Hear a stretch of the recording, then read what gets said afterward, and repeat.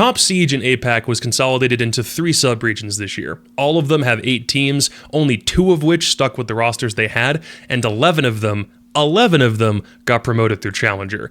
Needless to say, their shuffle was a hurricane, so we're going to simplify things. The asterisk is intentional. We will be touching on every team in APAC, but we're mostly highlighting the ones that you may already be familiar with, and everyone else that we don't talk about in detail will get roped into a different category. And maybe after Reload, we'll go exploring for the stories of those other teams to give them the additional recognition they should get for also being in Tier 1. The only 2 teams that stuck with what they had are Kinotrope and PSG Talon, but Fabian departing PSGT for M80 now means Joker assumes the head coaching position, and Fabian himself doesn't think there's a better man for the job, so I hope it's a shift that doesn't derail them too much. SCARZ pulled Alligator out of retirement after a year and a half, and also saved Tiopi from the remnants of a Crest Gaming team that disbanded a few months ago. I love it when we're able to prove the age-old theory that retirement in Siege doesn't exist, but SCARZ are really hoping Alligator still got it, because now they're having to play without Nina, statistically the best player in Japan domestically in both stages last year. SCARZ now have the longest active consecutive LAN streak of any Japanese team since the Norarengo days, and Nina played a big part in keeping that streak alive, even if they went to LAN and didn't do very much. If Alligator and Tiopi can at least give them similar chances to win, SCARZ should remain competitive for 2025. CAG also drank from the crust well and brought Arcali back on after Sironeku's retirement a couple of months ago.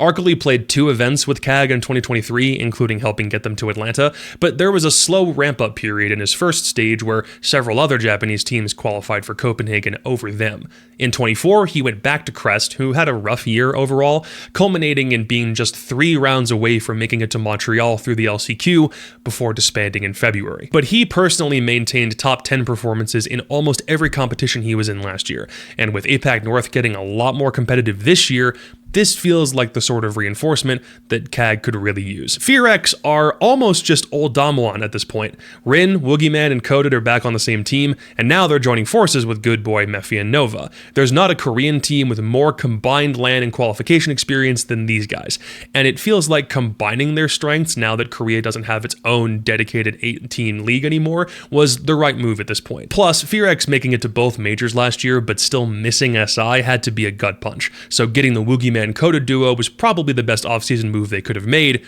It's just going to be weird not seeing them play for Dplus anymore, because Dplus went with Brazilians. Bullet, Levy, Midi, Falls, and Nears. Elevate also went with Brazilians. Psycho, Ion, and 3 prospects who haven't played any Tier 1 Siege in Brazil.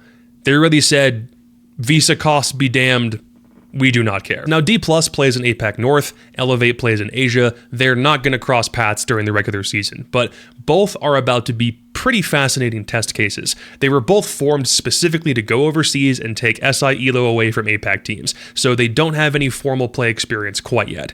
Dplus have 3 LAN winners, Elevate has 1, so they're not nobodies, but both sub-regions just got sent a challenge.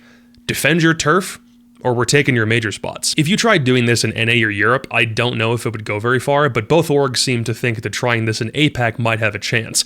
And even if you're not a fan of the idea, it does now make both subregions instantly more interesting. Parts of the old Elevate roster merged with the Team Joel squad from SI and got picked up by Weibo, Speakeasy, Ape, Reaps, Turtsta, and Hoven, with Mentalist on staff, and Meepy coming in to coach after his campaign with Wildcard last year. It's about as close to an Asia super team as you could probably get right now, because both Elevate and Bleed alternated majors in 2024, and Bleed went to SI as Joel, but if you put their experience together, in theory they would stand a better chance of being a consistent APAC presence internationally than when they competed against each other. I like this roster on paper. I want it to work out. I hope that Meepy is able to handle the 12-hour time zone change from NA to Asia, and I'm willing to give this a chance to get past the early adjustment period that they could feasibly have in June. If it takes them a bit, that's fine, but everyone already knows they're good.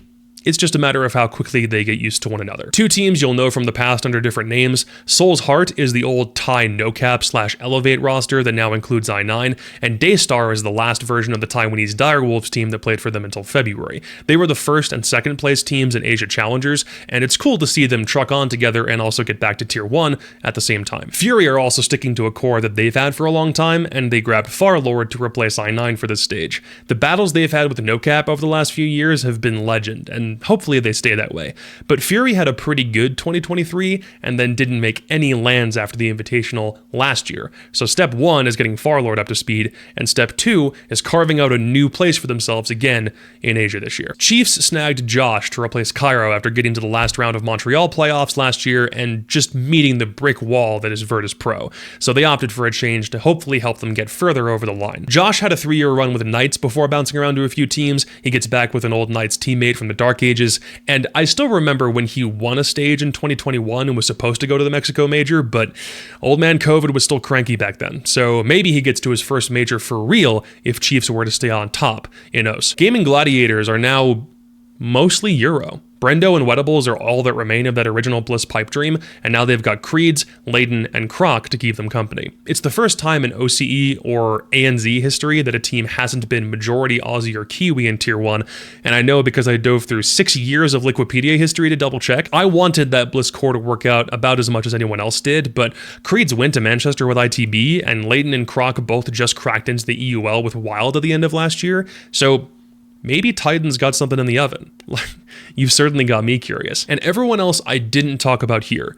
Enterforce, Myrrh, Shark, Prevail, Arrival 7, Kinotrope, Antic and Odium, Outlast, TSG, Saga, Ludovica, Discipline. The same story works for everyone. No one knows if you can do it, so go prove that you can. There's the big players in each sub-region, the ones expected to compete for majors and most of the SI points, and then there's these guys. And it would be a huge deal if one of them were able to crack into like the top 2. But they wouldn't just be able to do it for one stage. That might not be enough to guarantee SI. It might require doing it for both stages. There wasn't an OS team in Boston because 2 teams split major appearances. There almost wasn't Joel for the same reason. So the goal isn't to be good for half the calendar, it's to be good all year long. And if any of these teams are capable of reaching that high, they can put the whole region on blast and give the expected teams someone new to worry about. So, far as I'm concerned, go get them. And that's APAC's moves in a nutshell. I'll see you later. Peace.